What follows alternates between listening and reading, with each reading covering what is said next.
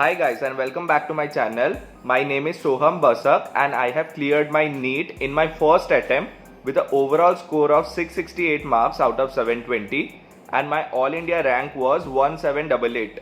I am currently pursuing my MBBS at Government Medical College Vadodara which is under MS University. तो मेरे last कुछ videos में मुझे काफ़ी सारे कमेंट्स आए थे आप लोगों से कि हम लोग सारे मॉक टेस्ट तो देते हैं लेकिन हमारे मॉक टेस्ट में मार्क्स एक फिक्स जगह पे फंस गया है और हम लोग उससे ऊपर जा नहीं पा रहे। तो through this video I would clear all your doubts on how to improve your score in your NEET mock test. So video को लास्ट तक जरूर देखिएगा टू इम्प्रूव योर मार्क्स। तो आज मैं आपको ये मेरे कुछ साइंटिफिक स्ट्रैटेजीज बताऊंगा जो कि मैंने खुद डेवलप किया था during my NEET preparation time, जिससे मेरे ऑलमोस्ट 140 से 150 मार्क्स के बूस्ट थे। तो आप ये अगर 4 से 5 साइंटिफिक मेथड्स फॉलो करते हैं तो श्योरली आपके सारे टेस्ट में ये बूस्ट दिखेगा आपको और वो मॉक टेस्ट में आपको मार्क्स का इंप्रूवमेंट भी होगा। तो टू बिगिन विद, सबसे पहला तो आपको एक साइंटिफिक पेपर अटेम्प्टिंग स्ट्रैटेजी करना है। आपको कोई भी हैप्पीजर्ड मेथड फॉलो नहीं करना। किसी भी पेपर में आपको एक फिक्स मेथड बना लेना है और उसी के अकॉर्डिंग सारे मॉक टेस्ट देने हैं। तो मैं आपको मेरा मॉक टेस्ट अटेम्प्टिंग मेथड बताता हूं और ये आप भी फॉलो कर सकते हैं। तो पहले तो क्या है, आपका ये नीट 2022 ऑलमोस्ट अभी 200 मिनट्स का हो चुका है। तो ये 200 मिनट्स को आपको बहुत साइंटिफिकली डिजाइन करना पड़ेगा कि आप कैसे नीट को अटेम्प्ट करेंगे। तो according to me you should attempt the paper in 2 rounds. पहले राउंड में आपको वो सारे क्वेश्चंस कर लेने हैं जिसपे आप बहुत ज्यादा कॉन्फिडेंट हैं, जिनका फॉर्मूलाज आपको अच्छे से याद है और जो क्वेश्चंस आप बहुत जल्दी सॉल्व कर पाएंगे without wasting much of your time.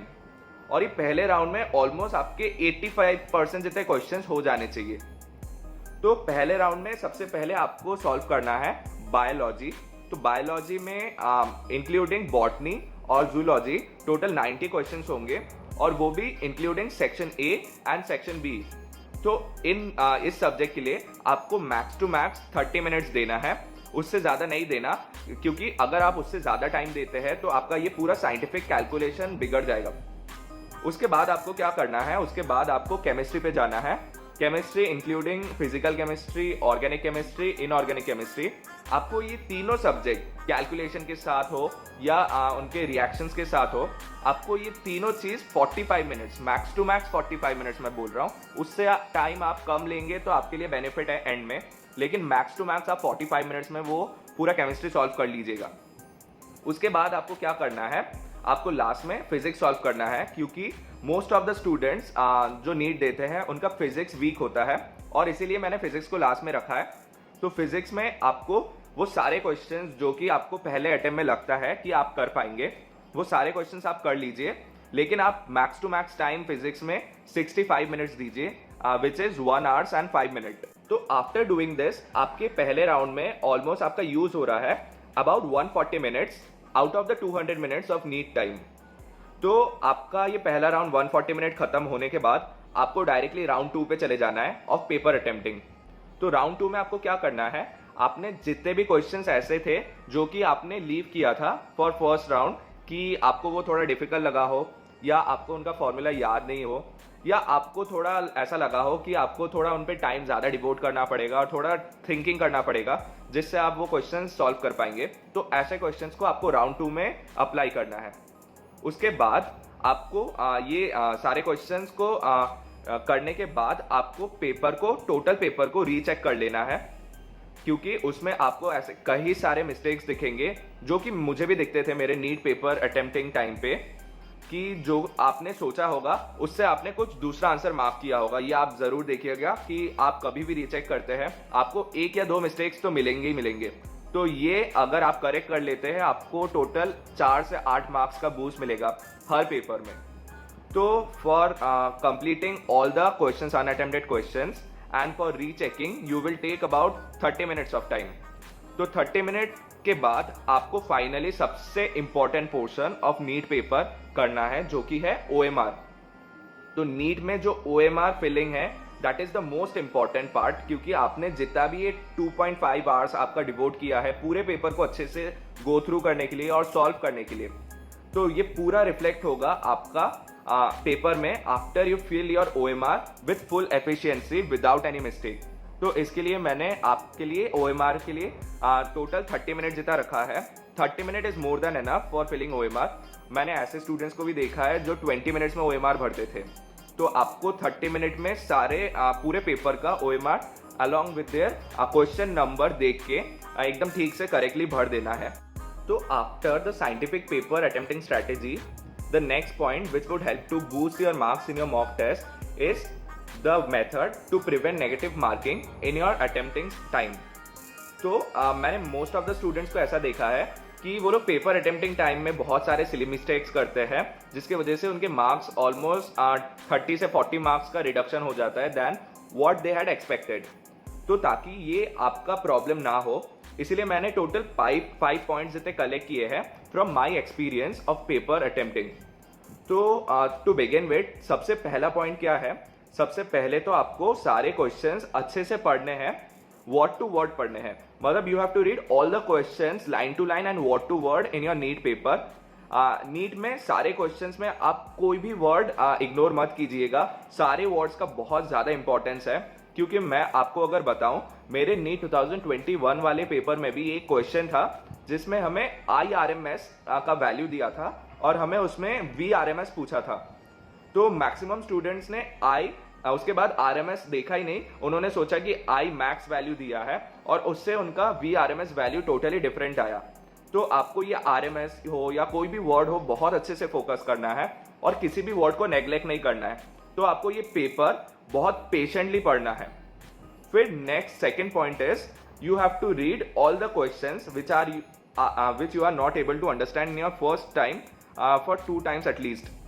तो आपको वो सारे क्वेश्चंस को 2 बार एटलीस्ट पढ़ना है जो आपको पहली बार में समझ नहीं आ रहा हो। तो इससे क्या होगा, आपको वो क्वेश्चन का अंडरस्टैंडिंग काफी ज्यादा क्लियर होगा। फिर the next thing which you have to do is you should underline all the important points given in your NEET questions। जैसे कि आपको important points जैसे आपके क्वेश्चन में होते हैं कि क्वेश्चन में पूछा रहता है which is true और which is false among the following, या which is correct या which is incorrect among the following। तो आपको ये true हो या false हो या correct हो या incorrect हो, ये सारे words को underline कर लेना है ताकि ये words आप किसी भी तरह मिस ना करें और इनसे आपका silly mistake ना हो। उसके बाद आपको क्या करना है, इन फिजिक्स और ऑर्गेनिक और इनऑर्गेनिक केमिस्ट्री के लिए आप जब कोई भी क्वेश्चन सॉल्व करें, उसके बाजू में आप एक रफ डायग्राम बना लीजिए या उनका रिएक्शन लिख लीजिए, जिससे क्या होगा, आपका क्वेश्चन का अंडरस्टैंडिंग और ज्यादा इंप्रूव होगा और वो क्वेश्चन आप बहुत इजीली सॉल्व कर पाएंगे। क्योंकि हमारे ब्रेन को कैसा होता है, हम लोग वो रिटन चीज को जब हम लोग डायग्रामेटिक फॉर्म में कन्वर्ट कर देते हैं, हम लोग बहुत इजीली उस चीज को समझ पाएंगे और बहुत इजीली उसको सॉल्व कर पाते हैं। तो you should always convert the text into diagram form, जिससे आपको बहुत इजीली सॉल्व होगा और विथ लीस्ट सिली मिस्टेक। फिर द लास्ट पॉइंट जो आपको करना है is always read all the options of every question. काफी बार ऐसा होता है कि 4 ऑप्शन में से 4th ऑप्शन ऐसा होता है कि all of the above is correct, या फिर 2nd और 3rd ऑप्शन भी करेक्ट होता है। तो मैक्सिमम टाइम स्टूडेंट्स क्या करते हैं, फर्स्ट ऑप्शन देखते हैं और अगर उनका जो न्यूमेरिकल वैल्यू आया या कोई भी आंसर आया वो पहले ऑप्शन से मैच हो जाता है, वो बस वो ऑप्शन को टिक करके निकल जाते हैं आगे, ये ना देखे कि आगे 3 ऑप्शंस जो बाकी थे उनमें क्या क्या दिया था। तो आपको ये चारों ऑप्शंस अच्छे से पढ़ लेना है और पढ़ने के बाद ही आपको डिसाइड करना है कि आप किस पे टिक करेंगे। तो आप बिना ऑप्शन देखिए आगे तो बिल्कुल मत बढ़िएगा। तो पेपर देने के बाद आपको क्या करना है, जो most of the students miss कर जाते हैं इस पेपर एनालिसिस। तो मोस्ट ऑफ द स्टूडेंट्स क्या करते हैं, वो लोग पेपर तो सॉल्व करते हैं, ऑलमोस्ट एक वीक में वो लोग 2 से 3 पेपर सॉल्व करते हैं, लेकिन उसके बाद जो सबसे इंपॉर्टेंट पार्ट होता है पेपर एनालिसिस, वो उसको इग्नोर कर जाते हैं और आगे बढ़ जाते हैं फॉर नेक्स्ट पेपर। तो आपको ये बिल्कुल नहीं करना है। जब मैं अपना नीट का पेपर देता था and during my preparation time, जब मेरा ऑलमोस्ट 3 महीना जितना बाकी था, मैं भी वीक में ऑलमोस्ट 4 से 5 टेस्ट जितना देता था। लेकिन उसके बाद जब मेरे पेपर में कम नंबर आते थे, मैं उस पेपर को फिर आगे और कुछ एनालाइज नहीं करता और फिर उसको साइड में रख देता था। लेकिन उससे मुझे अपना प्रॉब्लम समझ आया था कि आगे जो भी मैंने 10 से 12 टेस्ट दिए थे उसमें भी मेरे बहुत कम नंबर आते थे, लाइक अराउंड 520 से 530। तो फिर मैंने ये कुछ मेथड्स बनाए अपने लिए जो कि मैं आपको ये शेयर कर रहा हूँ, जिससे आप ये बिल्कुल मिस्टेक ना कीजिएगा। तो कोई भी पेपर हो, आपने वो पूरा टाइम आपका डिवोट किया है before paper attempting, like for studying you have devoted almost 2 से 3 डेज, और ड्यूरिंग पेपर अटेम्प्टिंग आपने पूरा वो 3 घंटे डिवोट किया है। तो उसके बाद वाला टाइम भी आपको अच्छे से यूटिलाइज करना है, जो टाइम आपने पेपर अटेम्प्टिंग टाइम पे यूज किया था। तो पेपर एनालिसिस में आपको क्या करना है, आपको वो सारे रॉन्ग क्वेश्चंस, फिर वो सारे क्वेश्चंस जो आपने अनअटेम्प्टेड छोड़ा था, वो सारे क्वेश्चंस जो कि आपने ऑप्शन एलिमिनेशन मेथड से किया था, और वो सारे क्वेश्चन जो कि आपको ऐसा लगा था कि थोड़ा डाउटफुल है, फिर भी आपका वो तुक्के से करेक्ट हो गया था। तो ये 4 टाइप के पॉइंट्स को आपको दिमाग में रखना है, और उन पे आपको देखना है कि वो क्वेश्चंस आपके क्यों गलत हुए, या उनका मेथड आपको पेपर अटेम्प्टिंग टाइम पे क्यों समझ नहीं आया, और फिर उनको अपने मेथड से खुद वापस ट्राई करना है। मोस्ट ऑफ द टाइम आप ये देखिएगा कि आपका वो पेपर, जो क्वेश्चंस आपने नहीं हुआ था आपके पेपर में, वो आपका जब आप लोग घर पे बैठ के करेंगे विदाउट टाइम लिमिट, वो आपसे सॉल्व हो जाएगा। लेकिन और कुछ 10 से 20% जितने क्वेश्चंस ऐसे भी रहेंगे जो कि आपको कोई आइडिया नहीं होगा, तो उनके लिए आपको वो थियरी पे वापस जाना पड़ेगा, और वो कॉन्सेप्ट आप एक बार वापस गो थ्रू कीजिएगा। तो lastly the most important point जो कि मैं अपने हर वीडियो में बोलता हूँ is you have to make 3 notebooks. तो फिजिक्स में आपको एक फॉर्मूला नोटबुक बनाना है, जिसमें आपको वो सारे फॉर्मूला जो कि एनसीईआरटी में दिया है एक ही जगह पे कलेक्ट कर लेना है।